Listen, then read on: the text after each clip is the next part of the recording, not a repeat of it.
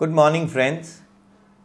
This is my 11th video which I remember, and we will go back to history now.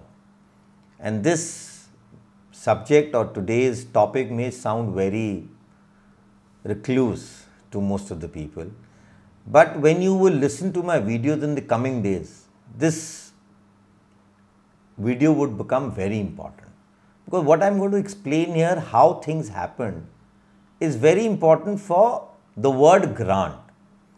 Now let's come back. In 1600, the Queen of England gave a charter to a company named Governors and Company of Merchants of London, trading with the East Indies.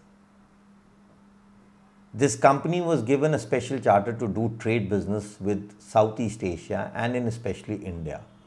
Most of us, instead of remembering this full name, should only remember the name which we remember, East India Company, which we generally call. So this company was allowed to do business, move to India, and it actually moved in India way back in 1611. It landed on the east coast of Masulipatam, and it reached the west coast in 1612 at Surat. During this period, it was the Taimur dynasty which was ruling India. To be more clearer and more, what is Taimur dynasty is like Akbar was ruling. His regime was from 1556 to somewhere 1605. And in this period, Akbar had a simple thin line principle which the Britishers interpreted in their historical books which came into my hand during the research. And they defined that principle in English, which I will read by word to word. Refuse not his attention the most trivial point.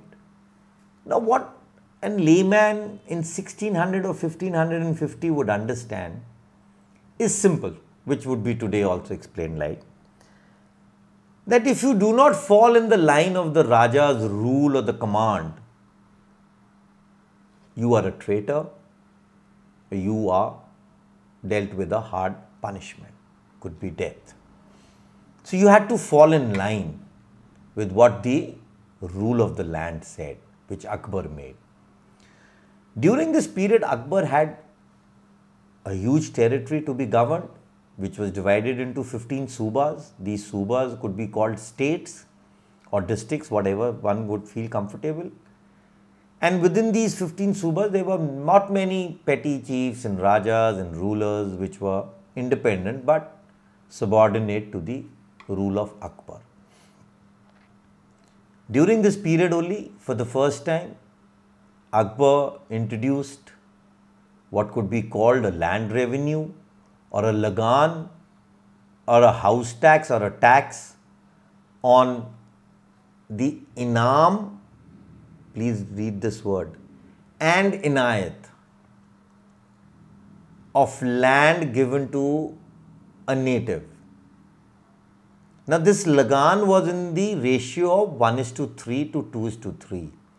1:3 was the total produce of the land used to go to the coffers of the Raja, and 2:3 produce used to remain with the native.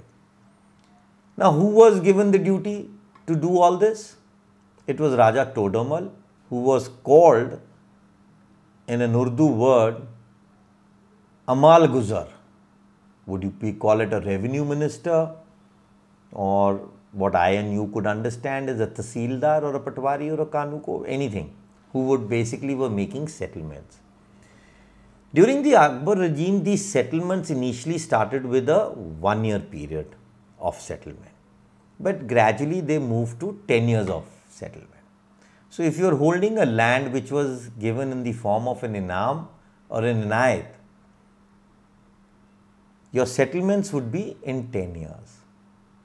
Now it is very important, these two words which are Urdu words, which were defined by the British in the form called grant. Now this is the word which we all face in the form of old grant, new grant, whatever, but the word grant eats us up in these 57 cantonments. So friends, after all these settlements, land revenue, the petty rajas, they were all subjected to the payment of this tax. Now, during this period, the British had already moved in and they were making their trade routes in this subcontinent. And this trade route was with the permissions of those small petty chiefs and the rule of Akbar, which had already diminished. And the Taimur dynasty was moreover in an array of the anarchy of Aurangzeb. And the descent was to such an extent that there was a complete disorder in this period when Aurangzeb was ruling. So here it is where the Britishers connived with that first principle of theirs and they started taking safety routes for their trades with the permission of those small chiefs or rajas or natives. And just to brief you, in 1611 when the Queen had allowed this East India Company to move, it was Sir George Earl Cumberland who moved with 215 knights, aldermen and burgees. These were the names given to the petty officials which were moving with him by ship. And by 1702, the trade route was now straightway East India Company was answerable to the British Parliament because the business was growing by an act of Parliament.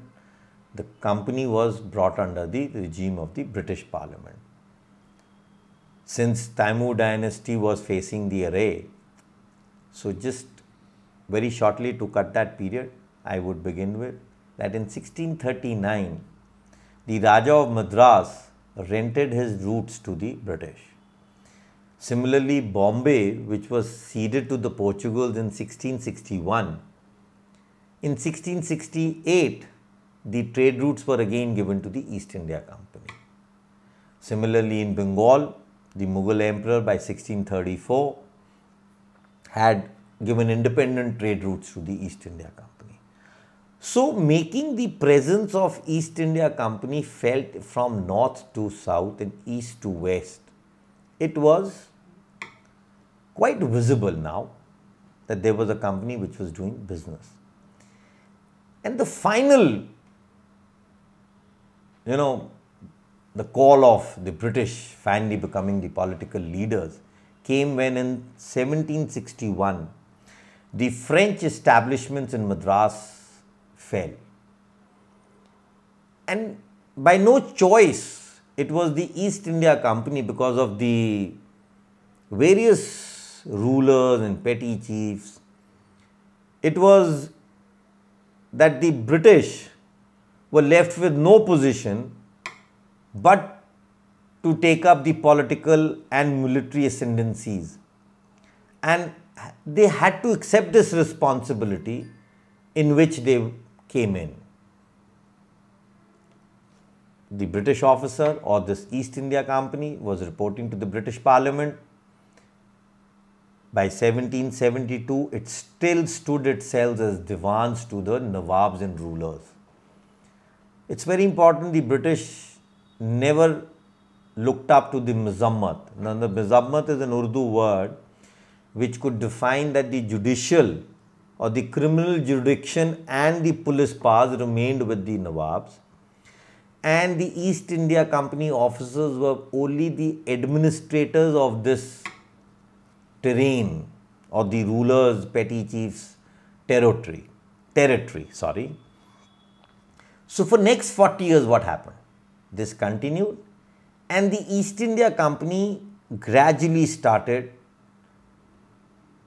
its basic principle which the British laid in India was that divide and rule. So by 1784, the Pitt's Act was influxed on many small states, Rajas within Hindustan. From now onwards, the affair of the east to west coast or India were administered by the settlements in Madras. This was happening from Fort St. George. Similarly from Bengal, which was happening at Fort Williams and Bombay. So these were some very senior servants who had become administrators now of the East India Company, reporting directly to the British Parliament. So somewhere a skeleton to the forming of the three presidencies was incoming. Now, these three presidencies, the directors were directly from the Court of England. And by 18th century, the influence of the British was in totality in all political affairs of India as an agent. And during this regime, when Lord Wesley was posted in India, he determined to establish the ascendancies of the British power to all other states in India by a system of subsidiary treaties. So he framed as to deprive them whom? The native rulers, of the means of prosecuting any measure of forming any confederacy hazardous to the security of the British Empire, and to enable us to preserve the tranquility of India by exercising a general control over the restless spirit and ambition and that desire of violence which was a characteristic behavior of every Asiatic ruler or native prince. Lord Wesley executed his plan with complete success, and when he left India, it was barely Punjab, Sindh and Nepal which was not a part of the British Empire. Rest was moreover within the British influence. So now India was lying in two kinds of limits. It consisted of two parts, British India and territories of native chiefs, or we can phrase a common phrase, native states. Now this part of British India was defined in the Interpretation Act of 1889, Section 52, 53, 63 of the Victoria Cap under Section 18. I would read this definition word by word. The expression British India shall mean all territories and places within Her Majesty Dominion, which are for the time being governed by Her Majesty through the Governor General of India or through any governor or other office subordinate to the Governor General of India. So these were the territories of the Her Majesty.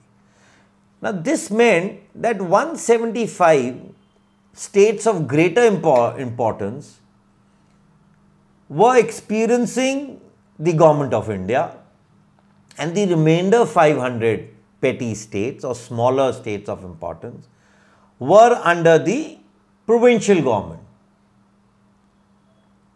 The important fact for native states now, which were under the provincial government, was their admission into a political system of British protectorate and the assurance by a statute, Section 21, 22 under the Victoria Cap 106, Section 67, that all treaties made by the said East India Company prior to the Pitt's Act shall be binding on Her Majesty to which may be added the solemn declaration of Sanad.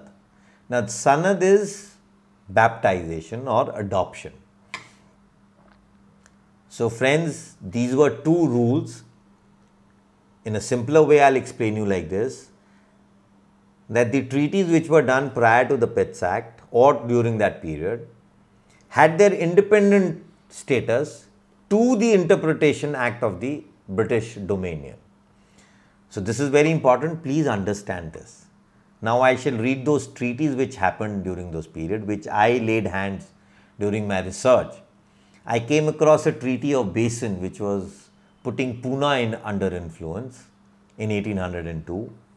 Similarly, again I laid hands in that same book of Treaty of Peshwa, which saw by 1817 the sovereignty was abandoned of the Peshwas. I came across another treaty of 1805 which was of the Beas with Holkar by Lord Lake. A treaty of protectorate by Sir Auchterlonie between the Sith Satluj state in which my Ambala cantonment lies. 1817, there was another treaty for the Poona influence. This time included the area of Kathwad and Bundelkhand and Malwa, which were finally transferred to the company. The company is East India Company. 1817, we came across a treaty of Maratha states, where it came under the protection of the British Empire or regime. 1844, we had a Gwalior Treaty, which everybody knows. Then in 1881, we had the Treaty of Mysore, which was originally called the Instrument of Transfer. So these were some various treaties, and I would expect that there may be many more treaties which people may speak up for their cantonments, which may not be in my hand. So that was really not my subject. My hand was more to know how the land settlements were happening. So friends, it is very interesting to know that the British Parliament had recognized this in section 39 and 40 of Victoria Cap 46, of which the preamble runs, whereas the several princes and states of India in alliance with Her Majesty have no connection, engagement or communication with the foreign powers, and the subjects of such princes and states are, when residing or being in the place hereinafter, referred to entitlement to the protection of British and receive such protection equally with the subject of Her Majesty. So this is a very important definition for the native states. Now the native states which we generally are talking of, the inhabitants of these native states were not subject of the rulers, they were direct subjects of the British. And this is basically explained in these rule books. They were free from the control of the British laws, which were made for British India. This is very important, that the ruler or the native was given an independency from each other ruler or native in his vicinity. To finish this subject, we all know there is a word called sovereignty, but do we know that this sovereignty is divisible? The Britishers made this divisible. Now, no native was a complete sovereign of his own. He was not independent. His four rights to make war, peace, foreign treaties, negotiations, right to legislate, right to administer civil and criminal jurisdiction was not his duty. He was not the complete suzerain of his state. So friends, this is how natives were, and this may be in your cantonment, so we can always talk of it.